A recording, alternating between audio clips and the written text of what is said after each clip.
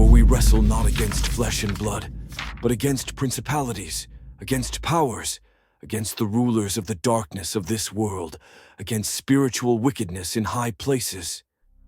Some places keep secrets. Some secrets live in the walls. This is Evergreen Avenue, a block that breathes, a block that swallows, a block that never lets go. In the heart of it, an 8-year-old girl named Secret will learn the truth.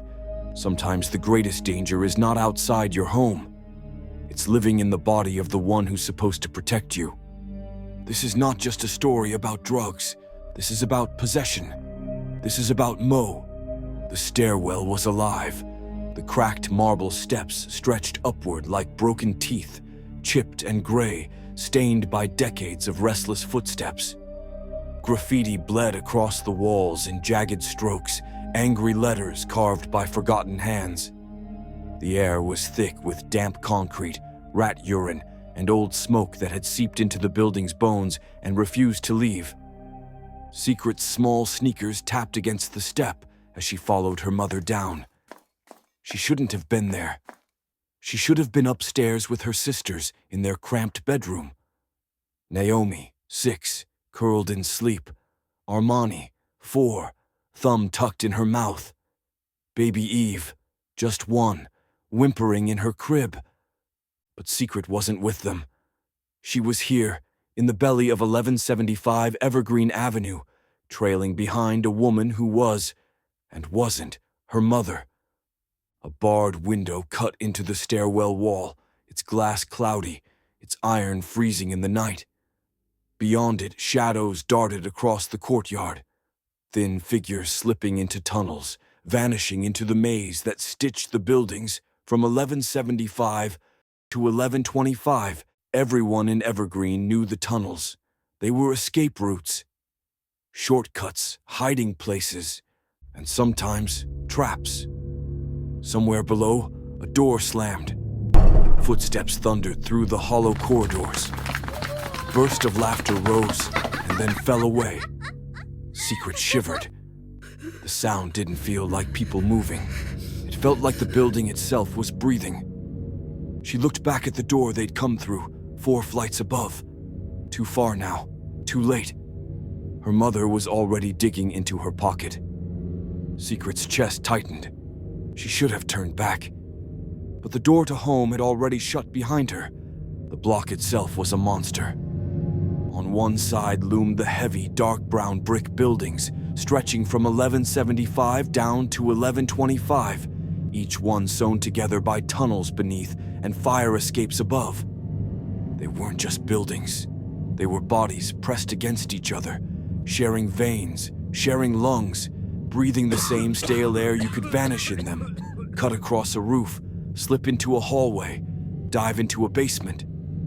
Secret had seen people disappear that way, as though the buildings had swallowed them whole.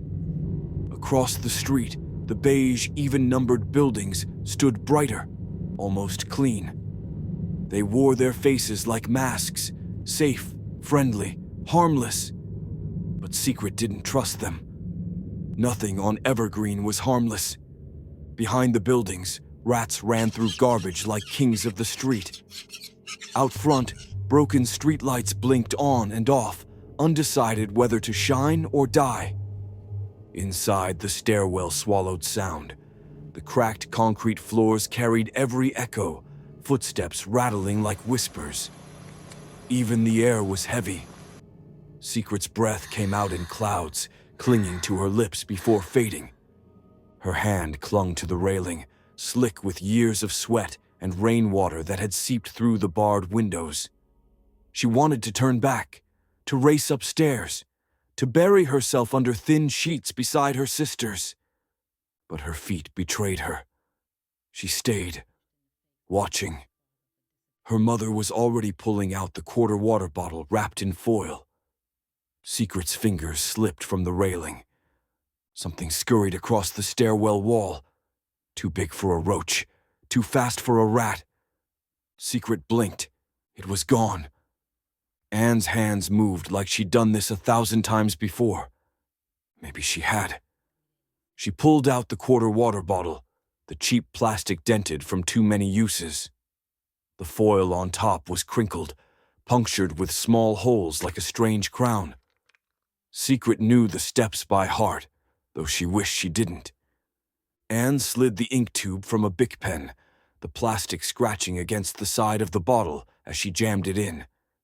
Cigarette ashes rained onto the foil, gray flakes clinging to her fingers. Each motion was careful, exact, not like a woman rushing a fix, but like a priest preparing an altar. For one moment, Anne's hands trembled, her lips parted as if to speak. Her eyes flickered, softening, and Secret swore she heard the faintest whisper, "Baby, go upstairs." But then her gaze hardened, her hand steadied, and the softness was gone, swallowed whole. The stairwell held its breath, the shuffle of foil, the wet rasp of Anne's lungs, the scratch of plastic against concrete. These were the only sounds. Secret watched from 2 steps above, her small knuckles white against the railing. Her stomach twisted. Anne bent over the bottle. A lighter clicked once, twice. On the 3rd flick, fire bloomed. The flame carved her face into sharp shadows. The bruises stood out darker, purple-black along her cheekbones. For a heartbeat, Secret swore she saw something else behind her mother's eyes. Something pressing, straining, pushing to get through. Then the flame touched the foil. Sweet smoke hissed into the bottle. Secret held her breath, and in the silence of the stairwell, she heard something hiss back. Secret's chest tightened as the smoke curled upward. She wanted to run, but her feet clung to the cracked marble, nailed down by fear. Her thoughts climbed upstairs to the apartment. She pictured the single dim bulb glowing weakly in the hallway, trying to chase the shadows, but never strong enough. She imagined the scurry of roaches when a cupboard door opened, their shells scratching against each other in the dark. She smelled the damp wood of warped floors, forever creaking beneath their small feet. She thought of Naomi, 6 years old, rolling over in sleep, whispering for their mother who wasn't there. Of Armani, just 4, curling into a ball, chasing warmth beneath a draft that never stopped.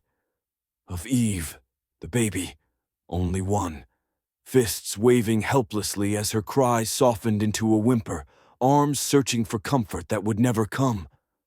Secret was only 8, but she already knew the truth. If Anne didn't come back, it would be her job to keep them alive. The weight of it pressed against her chest like a stone. She felt older than her years, older than she could ever admit. Downstairs, Anne inhaled, deep and long, the ember glowing red inside the bottle. When she exhaled, the smoke curled like fingers reaching through the stairwell. Secret turned away, coughing into her sleeve. The smoke seemed to follow. It stretched toward her, thin and dark, reaching like a shadow looking for skin. Secret blinked hard, but it kept reaching. Anne's head tilted back. She pulled again, harder this time, her cheeks collapsing around the pen tube. The ember glowed bright, a burning eye inside the bottle. Secret watched the change take hold. At first it was subtle, the way Anne's shoulders slumped, the way her eyes lost focus, pupils swallowing the color whole. Then it became something else. The bruises on her face darkened, twisting like ink spreading in water. Her mouth curled into a smile that wasn't hers. For a heartbeat, a second face pressed beneath her skin. A stranger's face, pushing to break through. Anne exhaled. The smoke didn't float the way smoke should. It poured out, heavy and deliberate, clinging to the walls, slinking across the banister, stretching across the ceiling. Secret pressed against the railing, fingers aching against the iron. Then came the voice, low, layered, hungry. It rose with the smoke, sliding through the stairwell as if the building itself was speaking. Yes, that's it. Breathe me deeper. Let me in. Let me wear you. I am Mo. The voice hissed, a name that burned in Secret's ears. Secret's eyes widened. Her heart pounded in her throat. She looked at Anne, but her mother's lips hadn't moved. The stairwell wasn't empty anymore. The air thickened, the smoke moving like water with weight. Secret's skin prickled, her arms trembling as if something invisible brushed against her. Anne slumped against the wall, the bottle shaking in her hands. Her chest heaved with shallow breaths, lips curling into that crooked smile. Her body was there. Her face was there. But her mother, her real mother, was gone. The voice came again. Not Anne's. It rolled low and deep, layered with too many tones, like a chorus whispering through one throat. Weak vessel, broken flesh, but open, so open, easy to fill. Secret's eyes locked on Anne's mouth, still closed. The words weren't hers. They slid from the smoke itself, weaving into the stairwell, curling into Secret's ears. The ember glowed brighter. The shadows stretched across the wall. Secret pressed harder into the wall, nails digging into concrete. She wanted to scream, to call for her sisters, but the sound was trapped inside her chest. The voice shifted. But her, I see her. Secret froze. The smoke bent, turning, creeping along the banister toward her. The child, the marked one, light in her blood. I hate the light. Mo will snuff it out. Mo always does. The smoke brushed her sneakers, cold and damp, like wet cloth dragging across her skin. She belongs to him, but I will take her, break her, feed on her. Secret shook her head. Her mouth opened, but no sound came out. The smoke pulled back, swirling, laughing without breath. Yes, I will take her soul. The ember flared bright, a red eye in the dark, and Anne lifted her head. Anne's head rose slowly, too slowly. Her chin jerked, then floated upward as though pulled by invisible strings. Each movement was stiff, deliberate, wrong. Her eyes locked on Secret, and they didn't blink. Secret's body reacted before her mind could. She pressed against the wall, shoulder blades grinding into the cold. Her breath hitched. She couldn't look away. Anne's pupils were blown wide, black swallowing every trace of brown. And within that darkness, something moved. Secret thought she saw a spark, a flicker of red light, a shadow circling beneath the surface, pushing, pressing, desperate to break free. Her mother's lips parted. No sound came. The silence was worse than words. Secret gripped the railing so tightly her knuckles burned. The stairwell itself seemed to lean closer, walls breathing with them, waiting for what would come next. The smoke curled across Anne's face, sculpting itself into sharp edges, hollow cheeks, sunken eyes. For a moment, Anne wore another face, a mask, a demon's mask. And then she smiled through it. I see you. The words weren't spoken. They slithered. They crawled straight into Secret's ears, burrowing into her skull, whispering in a voice that wasn't her mother's. Secret's stomach dropped. The world tilted. She turned toward the barred window, desperate for escape. Outside, shadows moved. Thin figures slipped across the courtyard, darting in and out of the tunnels, running fast, too fast, like streaks of darkness that weren't quite human.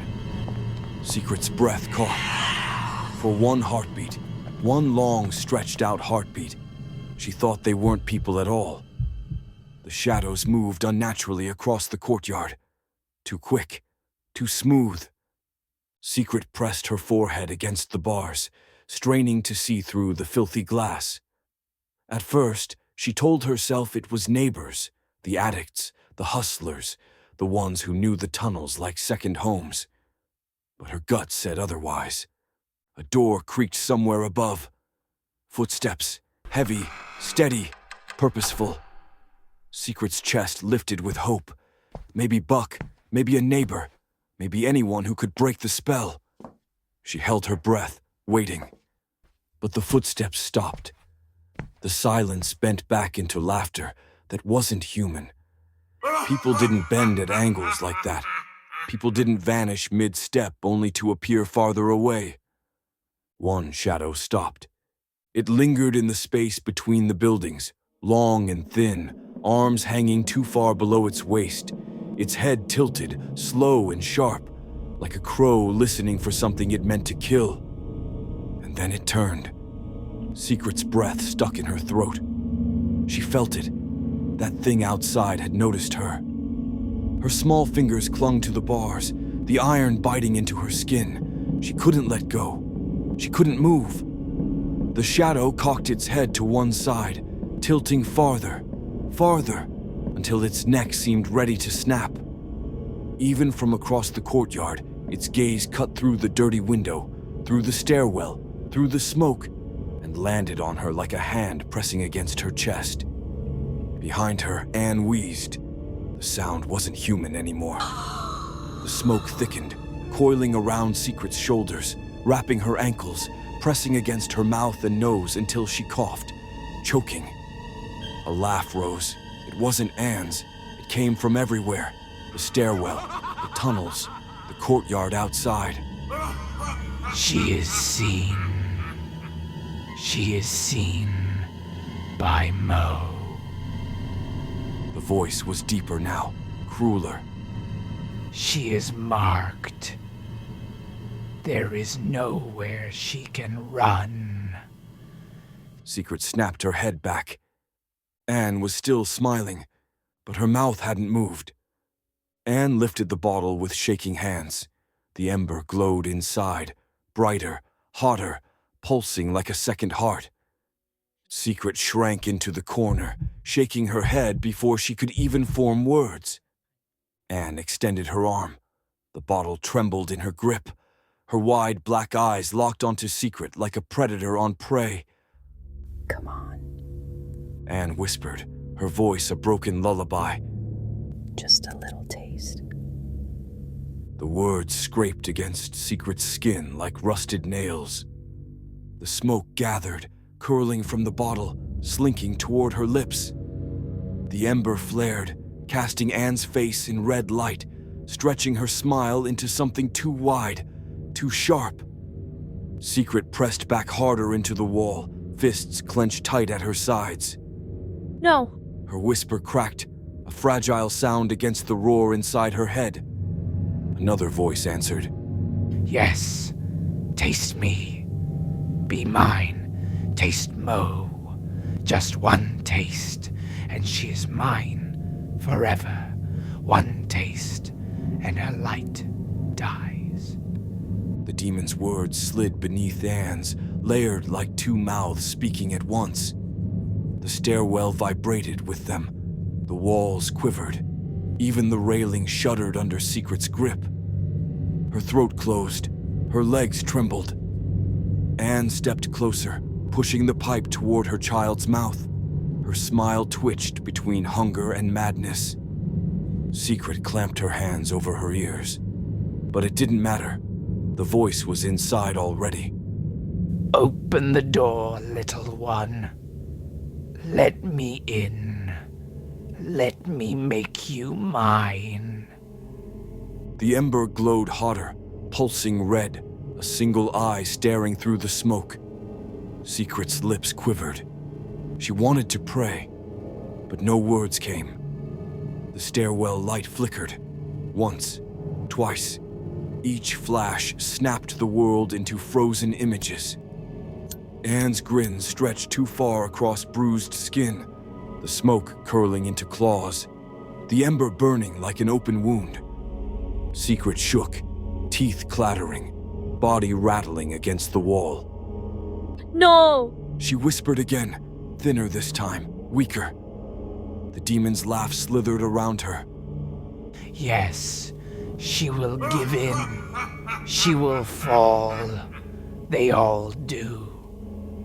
The bulb buzzed, sputtered, spat sparks. Then it died. Darkness swallowed the stairwell whole.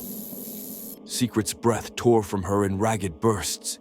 Her small hands groped for the railing, for anything solid, anything real.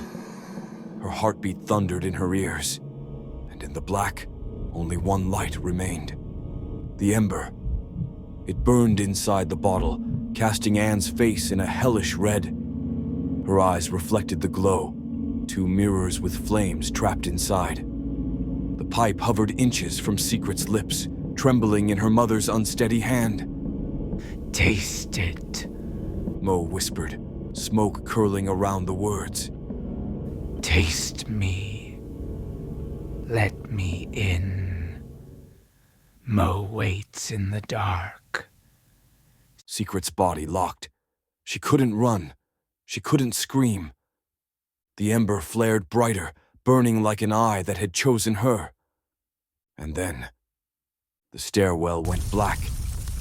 But darkness doesn't end a story. Darkness begins one. In the shadows of Evergreen, something has already marked Secret, and the night has only just begun. Follow her into the next chapter, where Mo isn't finished. Episode 2, The Whispering Walls.